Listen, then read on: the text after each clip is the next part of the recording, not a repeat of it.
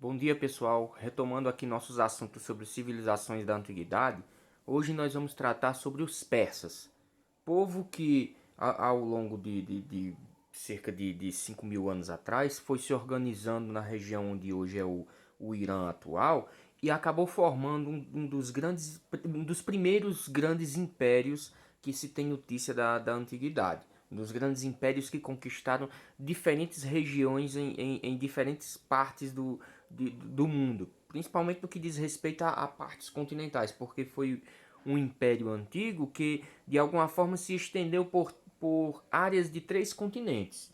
No caso, áreas da Europa, áreas da Ásia e da África. É considerado um dos grandes impérios transcontinentais que se tem notícia em toda a história do mundo. Vamos lá. A antiga Pérsia estava localizada no território onde hoje é o Irã, na região ali do Oriente Médio, na parte oeste do continente asiático.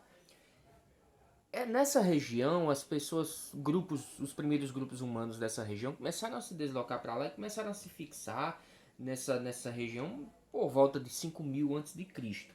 E ao longo desse tempo que se iniciou esse processo de ocupação territorial, esses povos que originaram os persas também originaram outros grupos étnicos que habitavam essa região.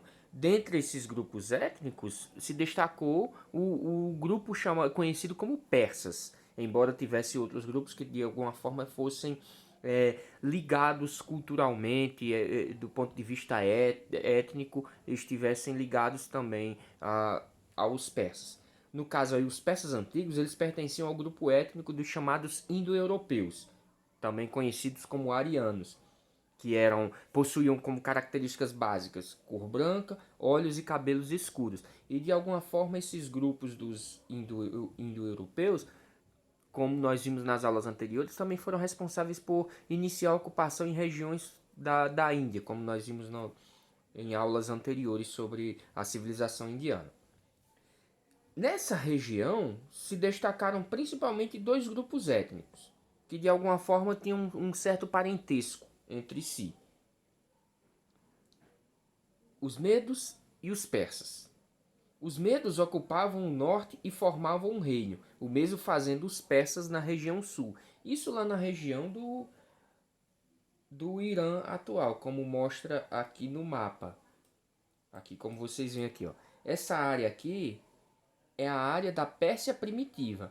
A região da Média é mais para cá, ó, mais próxima à região da Mesopotâmia, que é aqui. Tudo isso aqui, vamos dizer que é o Irã atual, pegando uma parte do atual Afeganistão. Aí aqui seguindo já pega uma parte aqui do atual Iraque, a Armênia aqui para cima, a Turquia, a Síria aqui para esses lados aqui. A Arábia Saudita, os Emirados Árabes, o Kuwait, são países atuais nessa região. Mas o que interessa aqui para nós é que a chamada região habitada pelos medos era aqui nessa área mais ao norte, e aqui na área mais próxima a esse golfo, conhecido como Golfo Pérsico, justamente por isso. Recebe atualmente esse nome porque é uma área de oceano, de água salgada, que às margens do que antes, o que há milhares de anos formava o pequeno reino da Pérsia.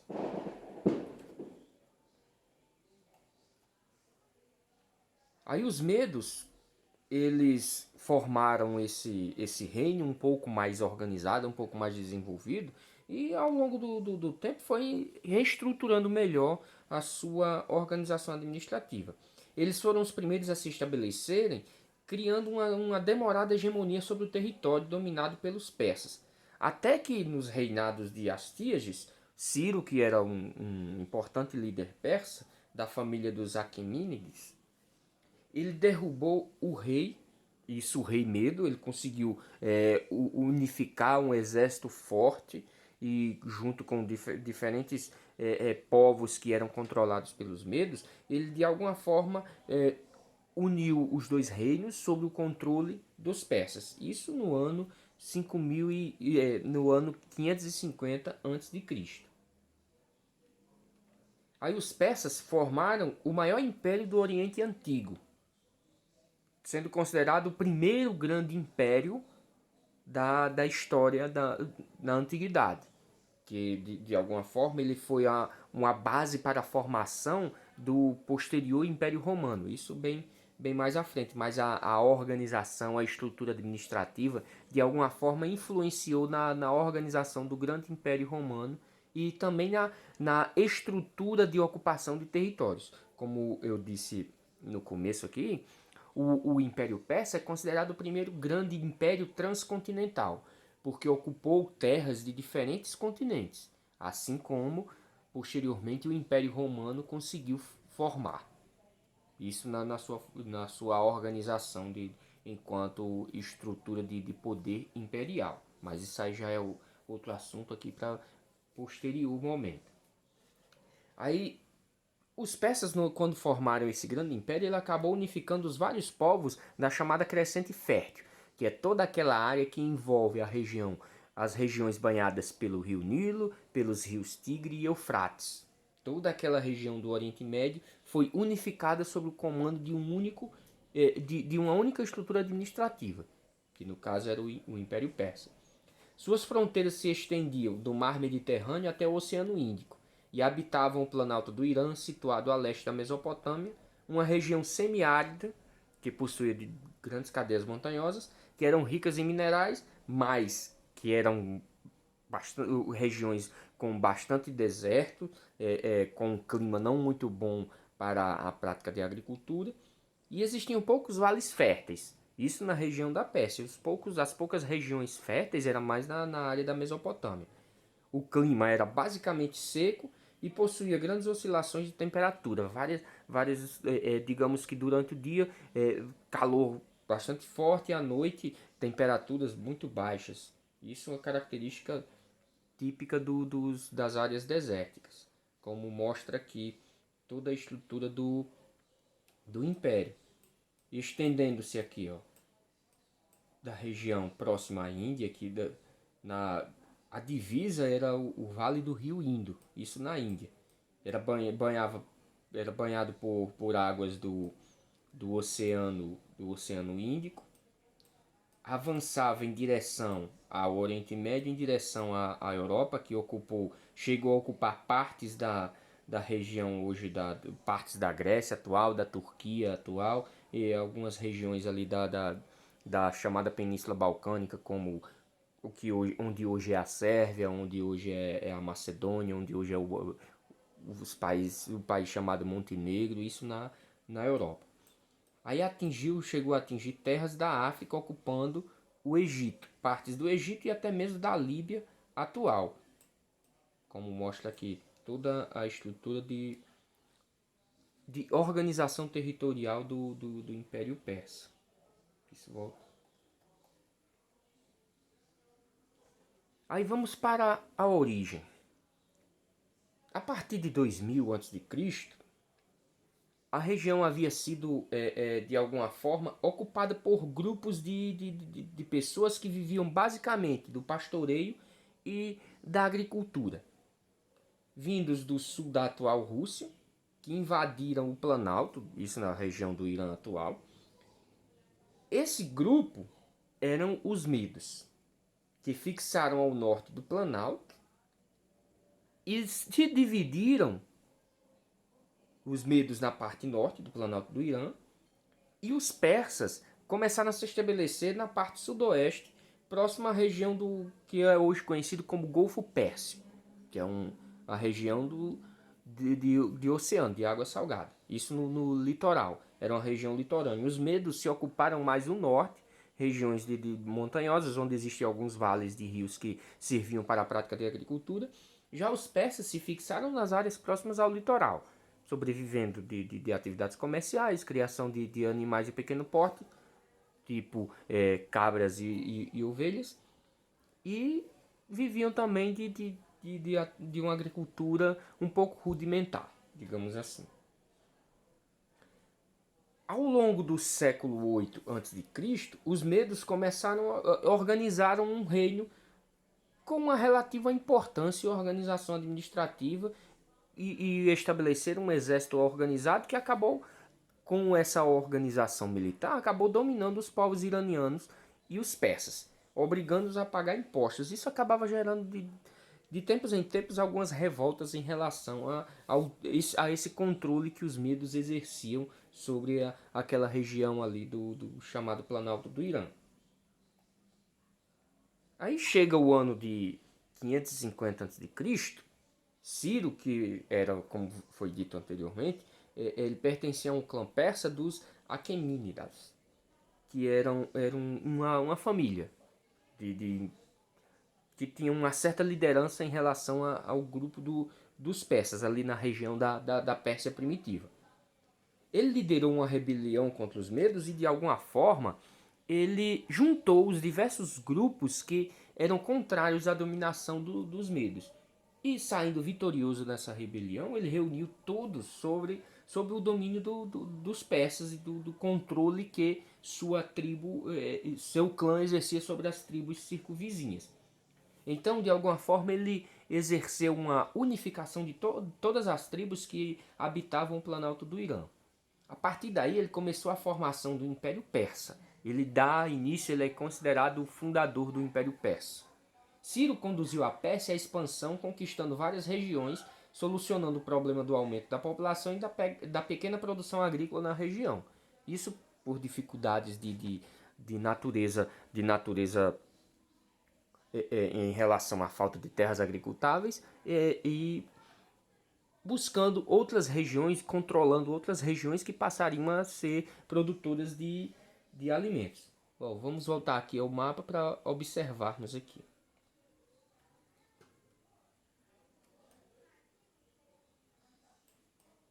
A Pérsia primitiva era essa área, como foi dito anteriormente.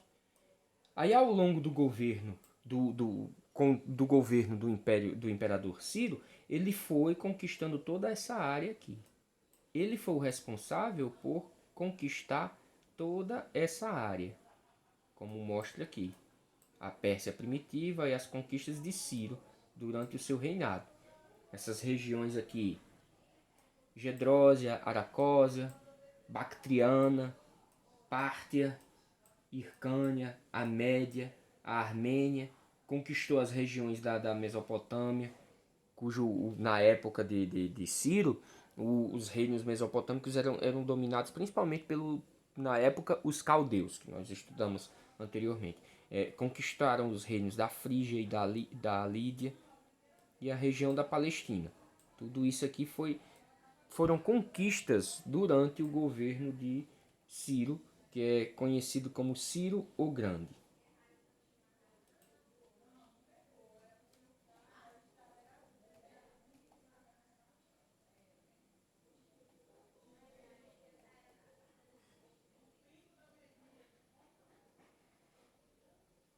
Aí em 539 ele conquista a Mesopotâmia e, por sua ordem, nesse mesmo ano, os judeus retornam à Palestina. O que nós vimos nas aulas anteriores sobre os hebreus, que durante um período eles foram, quando o reino, nós vimos na aula anterior, que quando o reino de Israel se dividiu em dois, o reino de Israel e o reino de Judá, inicialmente o reino de Israel havia sido conquistado pelos assírios, e mais tarde o reino de Judá foi desarticulado pelos caldeus. E dessa desarticulação, todos os hebreus foram levados como escravos para a Babilônia. Aí justamente quando Ciro conquista a Mesopotâmia, toma o controle da região, ele permite que os judeus retornem à Palestina, terminando assim essa passagem histórica está contida na Bíblia, assim, que pertence à história do povo hebreu, mas de alguma forma está intimamente ligada também à história dos persas, porque na Bíblia vai falar dos reis, dos imperadores persas, como Ciro, como Dário, que foram importantes líderes do Império Persa. Ciro morreu em combate em 529 a.C. e foi sucedido pelo seu filho Cambises, que com um grande exército chegou a conquistar o Egito em 525 e na Batalha de Pelusa. Ao voltar para a Pérsia, Cambises morreu assassinado em uma revolta interna e foi sucedido por Dário I, que governou entre 521 e 486 a.C. Aí é importante nós voltarmos aqui mais uma vez no mapa para observarmos aqui, ó, conquistas de Ciro, aí as conquistas de Cambises, que seu filho conseguiu manter o império formado por Ciro e ainda mais ele aumentou o controle sobre outras regiões. Ele de alguma forma manteve o processo de crescimento do Império Persa, como iniciado no governo de Ciro.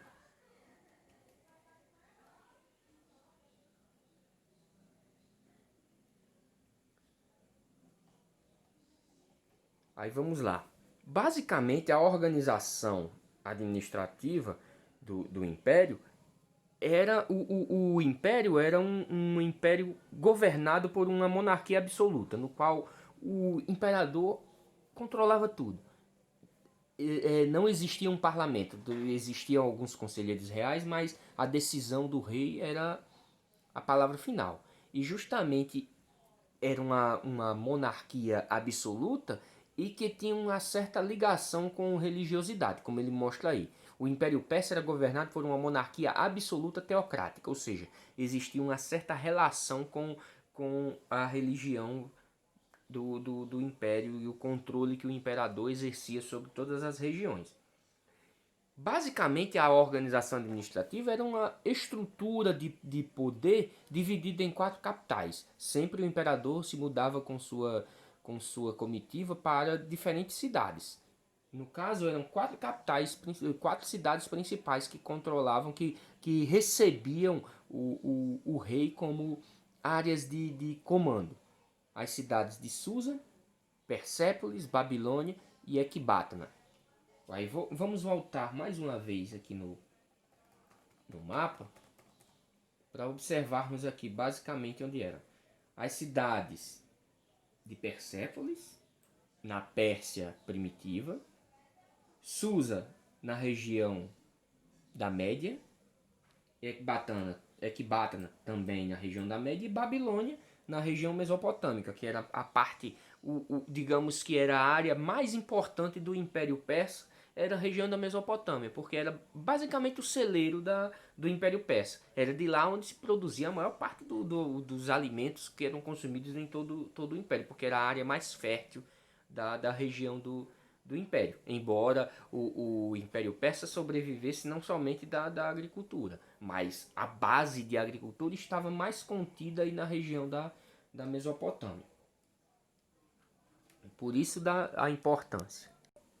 Aí justamente por essa organização administrativa, principalmente sob o governo de Dário I, ele tentando diminuir ou dificultar as rebeliões que sempre existiram no Império contra o domínio persa, ele preferiu organizar administrativamente o Império, sendo dividido em áreas sob controle de uma espécie de governador. Essas áreas eram 20 províncias nas quais distribuíam sob o controle de governadores, que receberam o nome de sátrapas, porque cada província recebia o nome de satrápia, que o seu mandatário, o seu chefe, que era um alto funcionário real, que era escolhido para administrar cada província, era chamado de sátrapa. E justamente eles serviam como segundo em comando na região administrativa em que eles estavam, são de alguma forma colocados para comandar essa região. São incumbidos de tomar as decisões a respeito dessas regiões. Mas acontece que também o imperador não deixava tudo ser conforme as decisões do sátrapa. Como ele fala aí, o sátrapa era responsável pela arrecadação dos impostos em seu território. Uma parte dos tributos ele usava para manter a administração e o exército, e a outra ele enviava para o rei, para, no caso, o imperador. Mas, nesse caso, os sátrapas tinham uma certa autonomia administrativa para comandar os negócios em cada província. Só que, de alguma forma, para manter o controle sobre a região, o imperador também exercia um certo, uma certa influência em relação aos sátrapas. Primeiro, muitas vezes esses sátrapas, esses governadores, estavam intimamente ligados ao imperador. Era casado com irmãs, com filhas do imperador, ou o imperador desposava filhas desses governadores. Era uma organização de distribuição de poder com base em interesses.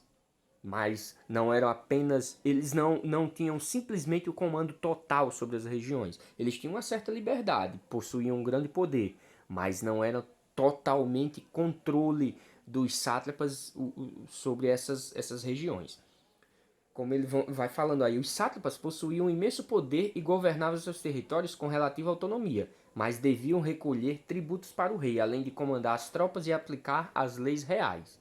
No momento que eles desrespeitassem de alguma forma a ordem do imperador, eles eram destituídos e muitas vezes eram condenados por não obedecerem às ordens diretas do imperador.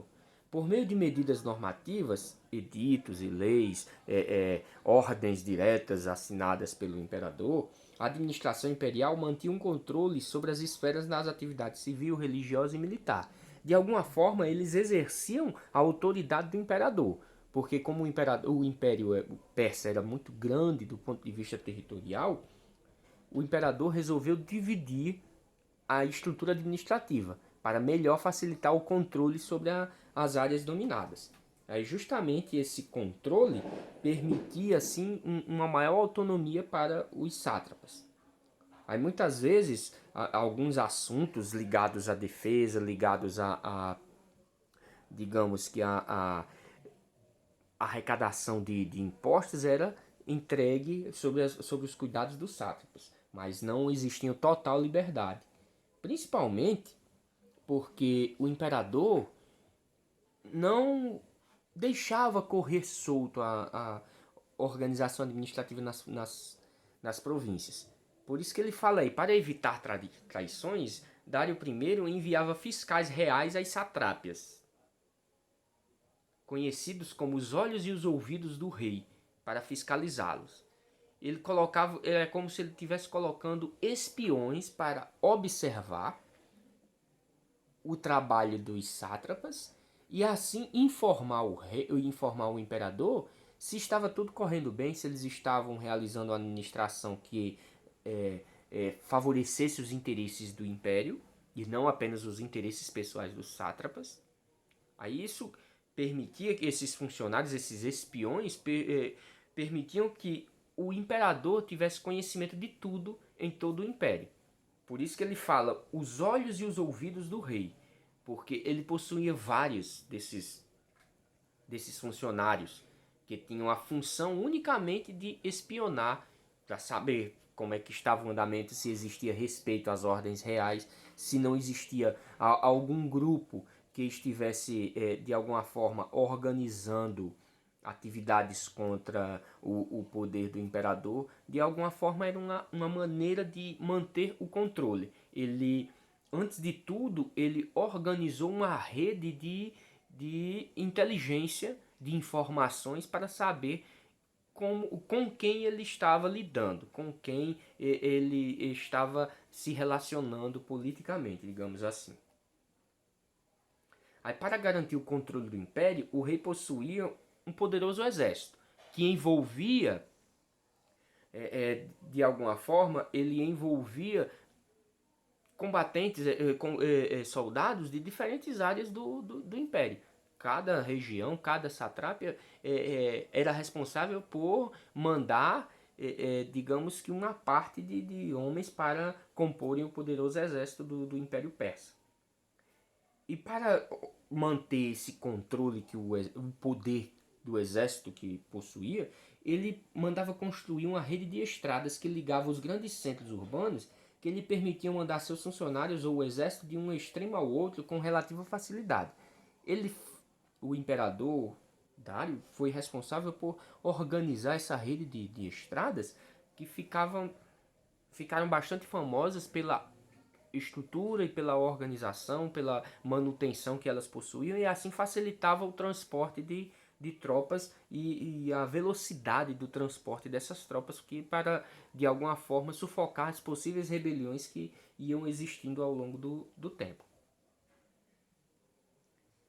Além disso, juntamente com esse sistema de estradas e de organização administrativa, com esses funcionários reais, ele organizou um eficiente sistema de correios e instituiu uma moeda, o dárico, que era cunhada em prata ou em ouro para facilitar as atividades comerciais. Aí não, justamente o governo de Dário I foi considerado o ponto máximo do poder do Império Persa, mas também com o seu reinado, de alguma forma, representou o processo de desagregação que se iniciou no Império Persa. Principalmente porque Dário sempre fez tentativas de controlar toda a região da Grécia. Isso na época de grande esplendor da civilização grega. E sempre os imperadores persas tentaram de alguma forma expandir o território do Império Persa para outras partes da Europa. Só que justamente foi nesse período aí que de alguma forma ocorreram vários confrontos armados, várias guerras diretas com os gregos, dando origem àquilo que se chamavam de guerras médicas, que é um termo usado principalmente pelos historiadores gregos, porque eles travavam essas guerras com o Império Persa, só que eles imaginavam que estavam lutando contra os medos. Daí o termo guerras médicas, porque eram as guerras dos gregos contra os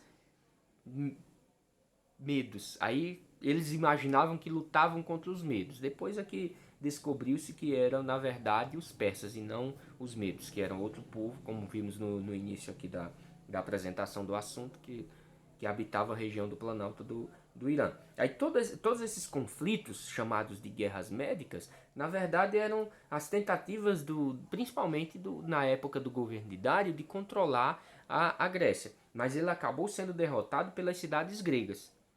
Mas justamente esse conflito é muito apresentado em filmes na atualidade. Por exemplo, o filme 300. E esse filme narra exatamente esses conflitos entre os persas e os gregos. Com a morte de Dário, assume seu filho, assume o controle do império, seu filho Xerxes, que sucedeu no poder e também foi derrotado pelos gregos. Aí em 330 o Império Persa caiu sob o domínio de Alexandre da Macedônia, porque ao longo desses fracassos militares em frente aos gregos, houve também diversas revoltas em vários pontos do território do Império Persa, um enfraquecimento do controle do Império, e acabou gerando assim uma facilidade para que um novo império conquistasse a região de todo o Império Persa, que no caso foi a Macedônia sob o comando de Alexandre. Mas isso aí já é um assunto para posterior momento. Vamos tratar agora de aspectos mais específicos sobre a civilização persa. Economia e sociedade. Basicamente, a economia do Império Persa estava voltada para a agropecuária, como falamos, os povos da Pérsia primitiva, eles viviam basicamente da criação de animais e de uma prática de agricultura rudimentar. Aí, basicamente, a atividade agrícola estava ligada à prática de irrigação. Isso trazendo água das montanhas para regiões mais secas, a criação de gado, principalmente de animais de pequeno porte, e exploração de minérios, como foi dito que as regiões do Planalto do Irã possuíam áreas montanhosas com bastante quantidade de minerais que eram retirados. Aí justamente uma das grandes inovações do Império Persa foi o início da cunhagem de uma moeda que se tornou, de alguma forma, uma moeda internacional. Que o dárico, que era cunhado em ouro ou em prata, e acabava estimulando as práticas comerciais. E de alguma forma estimulava também o desenvolvimento do artesanato, que foi uma das atividades que também se desenvolveram bastante no Império Persa. Aqui algumas imagens de moedas dáricos. Aqui tapeçarias que se tornaram bastante conhecidas mundo afora pela antiguidade, os chamados tapetes persas. Aí o dárico foi criado para servir como moeda do Império Persa. Aí é considerado a primeira moeda internacional da história porque, de alguma forma, ela era aceita em diversos pontos, em diversas regiões do mundo. Até porque o próprio Império Persa era enorme. E com isso ocorreu a cunhagem de uma moeda que tipo se tornou universal. De alguma forma ela possuía um valor em diversos pontos. Tudo era organizado com base na cunhagem dessas moedas, de alguma forma para facilitar a atividade comercial e assim também facilitar o pagamento de impostos, esse tipo de atividade administrativa.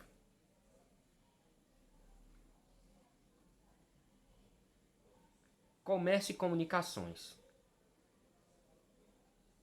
A formação do Império colaborou para a expansão do comércio como uma atividade importante, principalmente devido à organização da estrutura administrativa e da estrutura de comando que o Império Persa organizou. Isso facilitava bastante as práticas comerciais, as trocas comerciais entre as diversas províncias do Império. Pelo território persa passavam rotas de caravanas comerciais ligando a Índia e a China ao mar Mediterrâneo. Era a chamada Rota da Seda, que nós estudamos em aulas anteriores. Aí o comércio impulsionou a indústria de tecidos de luxo, de joias, mosaicos e tapetes de rara beleza, desenvolvidos pela prática de artesanato. Aí a comunicação entre as províncias foi melhorada principalmente pela inovação das grandes cidades.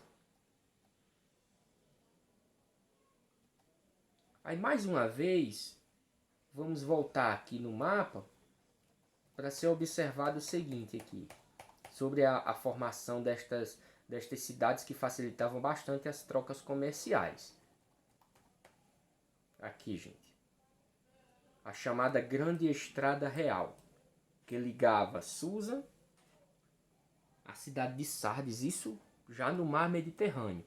Esta estrada aqui, uma das grandes obras do governo de Dário, de alguma forma facilitava bastante as práticas comerciais, porque toda uma rota de caravanas passava por essa estrada, e principalmente vindas aqui da região, atividades comerciantes vindas aqui da região da Índia e da China, mais para cá, para essa área aqui, que no caso a chamada Rota da Seda, permitia o transporte de produtos vindos aqui do Extremo Oriente, vindo em direção aqui ao Mar Mediterrâneo. E justamente também os persas, de alguma forma, quando controlaram as cidades fenícias, também de alguma forma estabeleceram rotas comerciais aqui no Mar Mediterrâneo, tendo como ponto de ação as cidades fenícias. Os comerciantes fenícios, já conhecedores das práticas comerciais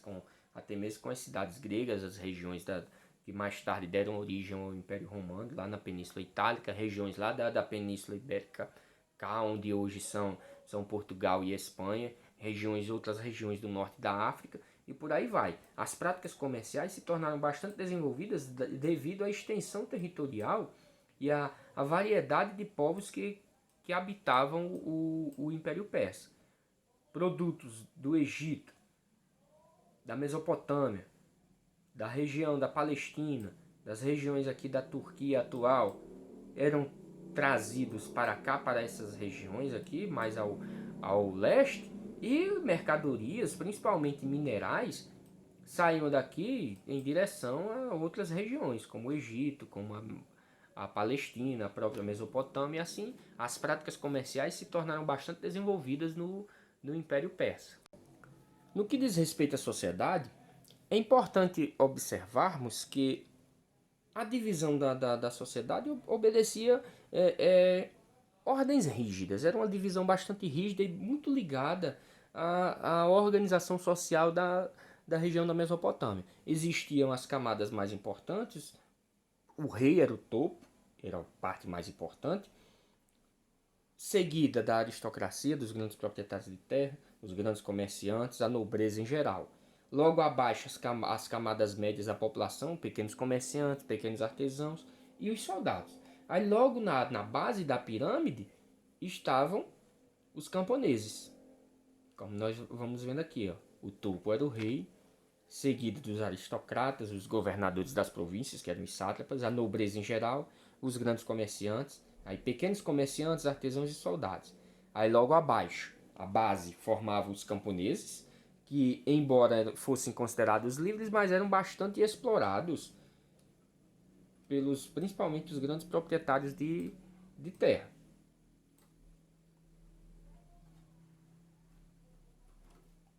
Aí seguido, por último, a camada dos escravos, que eram basicamente prisioneiros de guerra e formavam um grupo numeroso que era utilizado principalmente nas minas onde se extraíam os minérios e também nas construções de obras públicas e dos grandes palácios. Eram grupos que eram utilizados basicamente para o trabalho mais pesado, digamos assim.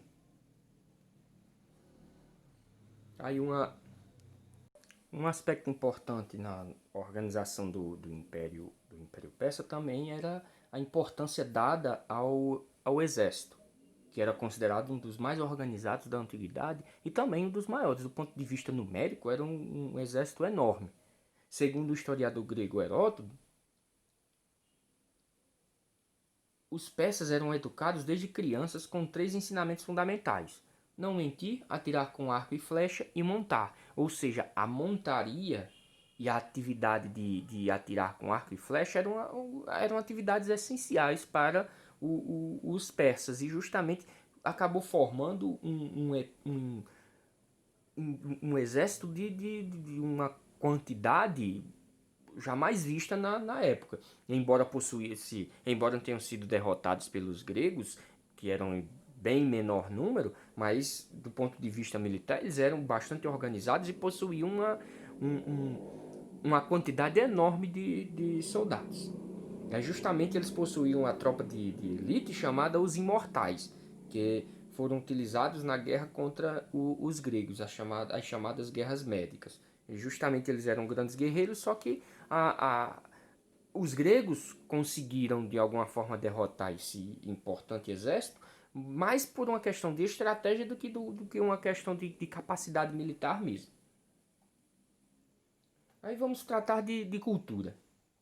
Os persas incorporaram vários aspectos da cultura mesopotâmica e egípcia, principalmente no que diz respeito à organização das esculturas, nas construções arquitetônicas e também na produção da escrita, como nós vamos vendo aqui. Ó. Sobre a escrita persa era uma adaptação da escrita cuneiforme utilizada na Mesopotâmia.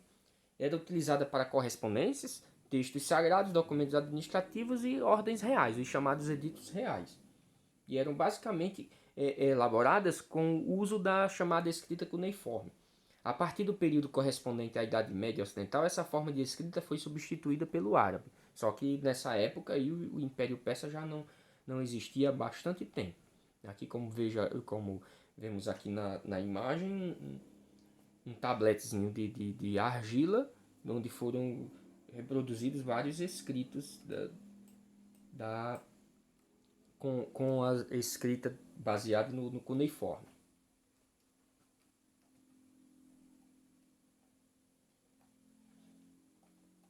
Nas artes. Houve entre os persas um grande desenvolvimento nas artes, principalmente na escultura decorativa de baixo e de alto relevo, com o desenvolvimento também dos chamados esmaltados coloridos, que de alguma forma o congênero mais atual que podemos tratar é como se eles desenvolvessem uma atividade de desenvolvimento da cerâmica, de revestimentos cerâmicos, digamos assim, que eram revestimentos, como ele fala aí, A utilização da decoração das paredes dos palácios com ladrilhos esmaltados, coloridos e vistosos, que eram dispostos muitas vezes como em um mosaico. Eles passaram a produzir uma mercadoria tipo o revestimento cerâmico que nós conhecemos na atualidade.